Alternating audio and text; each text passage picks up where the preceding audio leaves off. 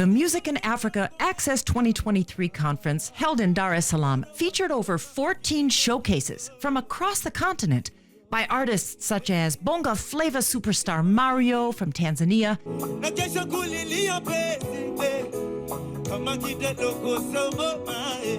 The Lost Men from Ghana, Kasiva Mutua from Kenya,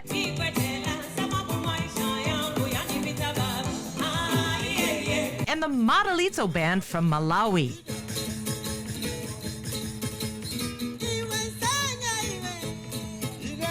South African rapper Sho Madjozi's performance was spectacular, but so was her keynote interview.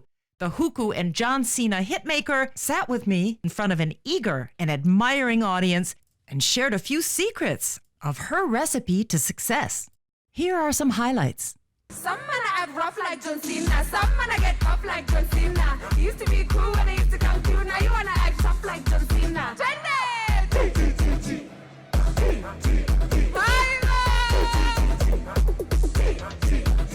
Can you speak about the significance of preserving cultural identity? So when I was in South Africa, at that time, there wasn't a prominent Tsonga artist within the mainstream space.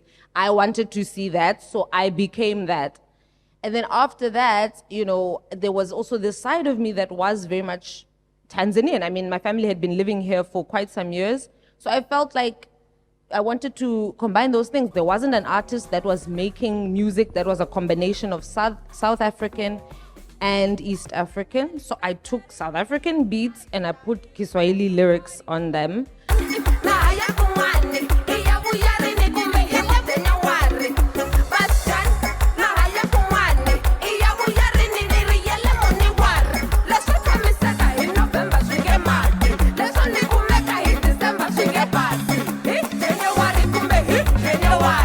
I studied in Massachusetts for 4 years. And did your experience in the U.S. Also shape how you do your music now in terms of having a very strong African style? Yeah, why would you go to the U.S. to kind of learn more about yourself? So in the US, I did creative writing, but I also studied African studies. I think it's actually very important to see yourself from outside. When I was in the US, I realized that, for one, I was not happy being in that society. It felt as though the work had been done. And I missed being from a place where it felt like we had so much more to do. You guys are already dominating the world. I wanted to be in a context in which we still had the world to take over. Okay, so leading to the next question now, how has your style contributed to your success and set you apart?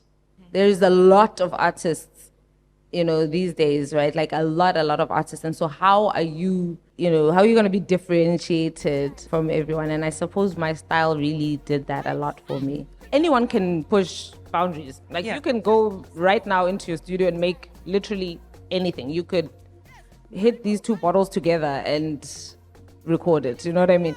The real question for me is like how do you make new stuff and have that stuff translate to a bigger audience? Right.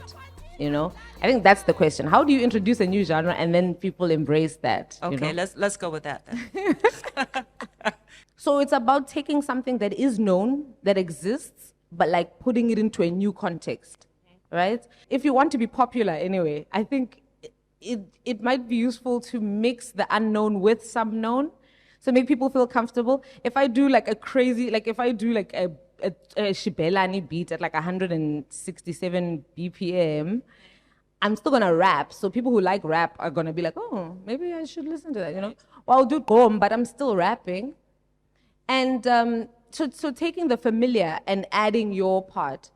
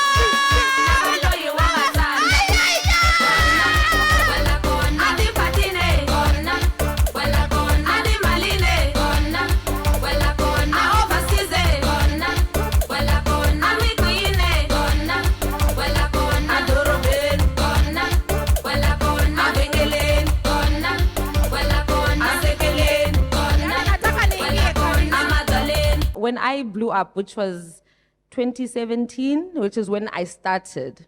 So around that time, there was, in the US, there was, the Migos were really big, including other rappers, but the style that was really popular, Mdaile, it was this style of rapping in triplets. Can you give an example? Yeah. So Migos is probably the most famous on that.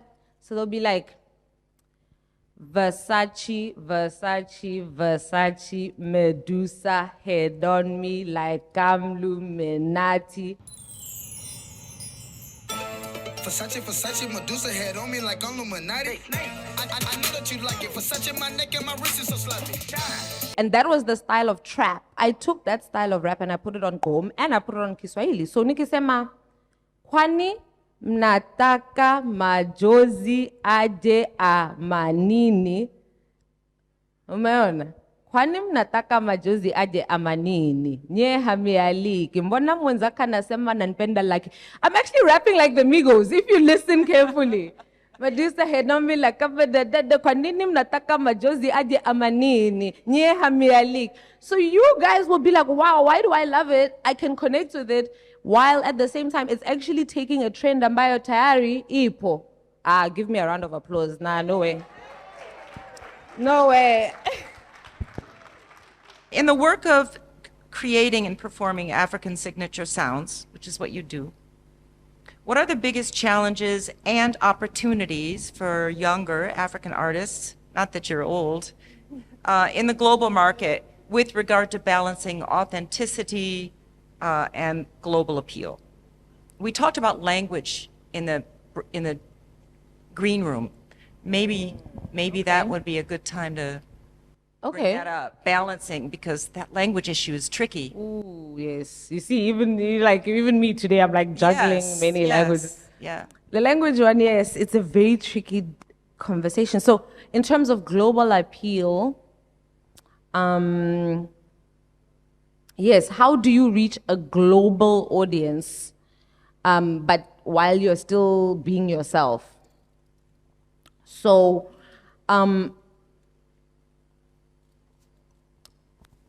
in terms of language, I think when I won the BET Award, it was, thank you.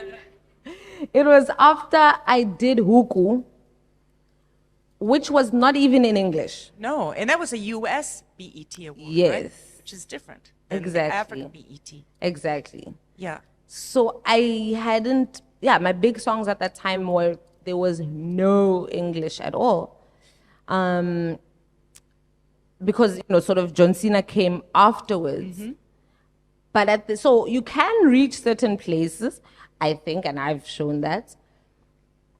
And Amapiano these days is reaching places where people don't understand anything that's being said, but it's not a problem necessarily. So it's going to be interesting to see. But one thing that I think is also very, very important is to decide what we mean by global. Because I have found that a lot of Western Europe, for example, doesn't care what language a song is in. Like, they'll be listening to Spanish songs, no problem. South America, they also seem to have less of a difficulty in taking in music that's other languages. Because at the end of the day, even the language that we consider huge, which would mostly be in English, they already don't understand that. So for them, it's like, well, it's the same, right? Like, what's the difference to a person who only speaks Arabic? What is the difference of between a Swahili song and an English song? Nothing. You know what I mean? So we have to know who we're talking about when we say global. If by global we mean American, that could potentially be a problem because the American market has proven to be extremely slow and stubborn in terms of taking in different sounds, different languages, etc. Slowly, I think it could get there, but I think that so far has been the most maybe slowest market. Well, you bring up a very good point there. Global audience, what does that mean? So maybe an American market is different than, European global market. Or that makes sense. Salaam, are you ready?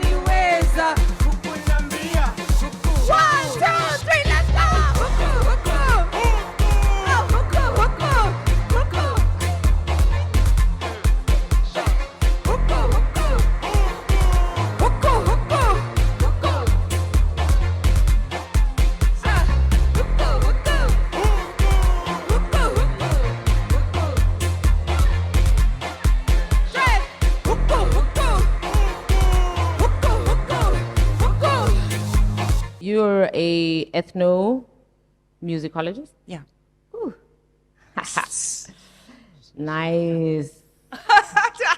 Do you know what So that means? I suppose you study music in terms of the history of it and what it all means? It's the study of music and cultural anthropology. Ah, okay. So you learn more about a culture from the music, or you learn more about a music from the culture. Yes. It's the combination of the two. And you focused on African Yeah. music, I'm assuming. Okay. So yeah, I wanted to ask, in terms of this global moment that Africa is having in terms of music, it feels to me like this is crazy. Like it feels like we have never had anything quite like this before. Yeah. So I wanted to ask you about that because presumably you would have maybe seen trends and stuff and studied some trends. Is this really a unique moment for African music on the global scale? Well, I mean, everything is a unique moment in music now, especially since social media has come into play. It really has changed a lot.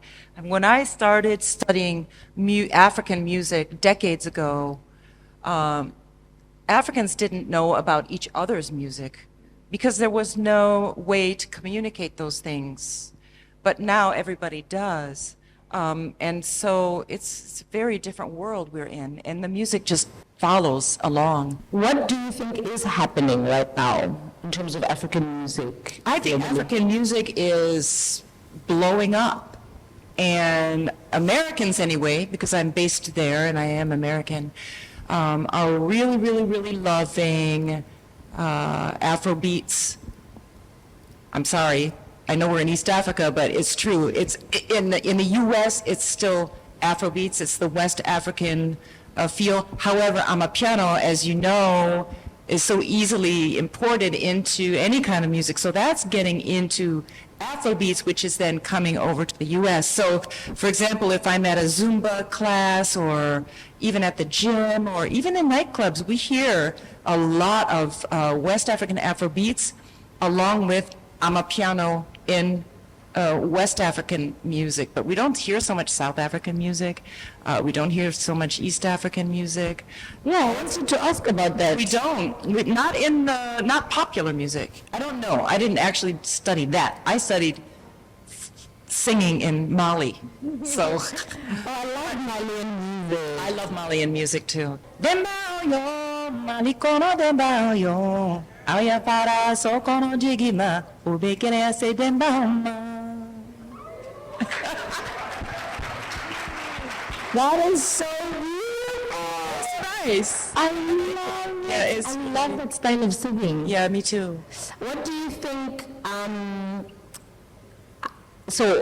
what do you think South Africans and Tanzanians could learn from Malian music? Oh. History, number one. I'm thinking. Malian music, that unique sound that reaches back hundreds of years. And they don't let go of that. Like the griots and the storytelling and the tradition, they do not let go of that. And they keep that, and they're proud of it, and they love it.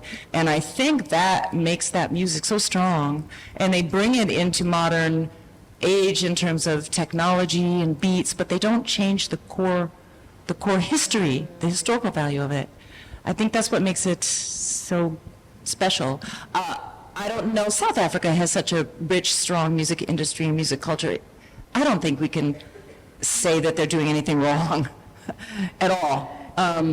Tanzania, I don't know as much, but I know that Tanzanian music, like I know that you guys have a lot of beautiful traditional stuff that hasn't been modernized yet.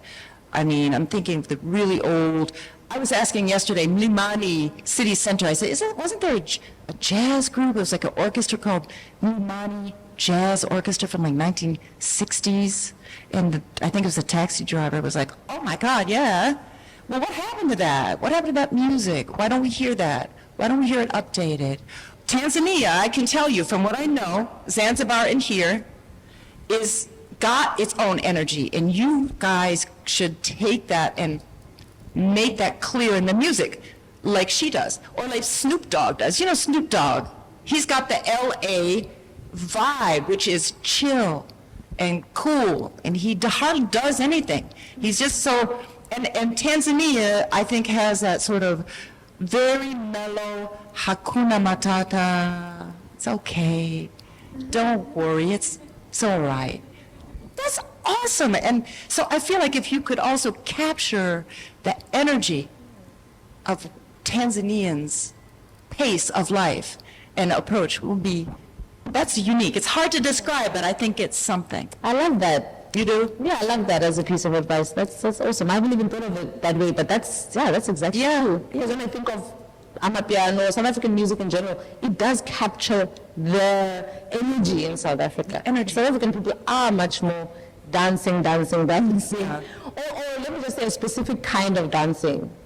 Because like I have this very silly theory that if you look at the African map, each country almost dances like using the body part that is like correlates to where they are. So South Africans are like at the bottom, so we're the feet of Africa, which is why we're always, you know. Oh, yes. And that's how we're, so South African dances are really about feet. And then you have Congo, which is in the middle of Africa, which is Kiume, Sindio. Yes. And they're always going, it's all they do, it's just here. Hapa is South Africans. Congo hapa. Then you have like Ethiopia, which is kind of like, I feel like the shoulder. Even head. And that's how they dance, that's what they do. And then I felt like, when I went to Senegal, which is supposed like the arms, it's like you saw the Mbalakh dancing, which is very much like arms. So That's a good theory. Copyright. That's a good theory. Thank you. You could write a dissertation on that. So just sort of like the music would imitate, I think, the energy of a place. And so South African music is more pacey, it's more dancey, because that's what it is to live in South Africa. Yeah. And even the different cities have different energies. Right. A Durban club energy is very different. Yeah. Than like saying a Pretoria club energy, Mm-hmm. It has been such a pleasure. First or second, at the same time, Sho, to meet you and have this time. You're just wonderful. As I said, I really have liked your music, and I'm excited to see what else you're going to bring us for years, decades to come. So, it's really a pleasure to meet you. And all of you, it's been great to be here and have the privilege to moderate this panel. And thanks for hosting Music in Africa here in Tanzania. Wonderful. Ladies and gentlemen, continue making some noise for the amazing Heather Maxwell and Sho Madjozi. Okay, let's go. No wahala, yeah, no wahala, no wahala. That's it, Madjozi.